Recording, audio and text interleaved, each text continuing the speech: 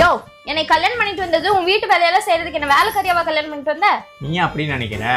சரி, நாளையிலேருந்து நான் வீட்டு வேலையெல்லாம் செஞ்சுக்கிறேன், நீ போய் ஆஃபீஸ் வேலையெல்லாம் பார்த்துக்கோ. அது சரி, நாளையில இருந்து வீட்ல இருந்து எல்லா வேலையும் நீ பாத்துக்கோ, நான் வெளியே போய் சம்பாரிச்சுட்டு வந்துக்கிறேன். சரி, அப்புறம் ஒரு நிமிஷம். நீ சம்பாதிக்கிற காசுல தான் இந்த வீட்டு வாடகை, கரண்ட் பில்லு, கார் லோனு, தண்ணி வரி, அது மட்டும் இல்லாமல் உன்னோட மொபைல் ரீசார்ஜ், என்னோட மொபைல் ரீசார்ஜ், இது எல்லாமே நீ தான் பார்த்துக்கணும். அப்புறம் இந்த குழந்தைகளுக்கு ஸ்கூல் ஃபீஸு, ஸ்நாக்ஸ் வாங்குறது, இது எல்லாமே உன் சம்பளத்துலேருந்து தான் வாங்கணும்.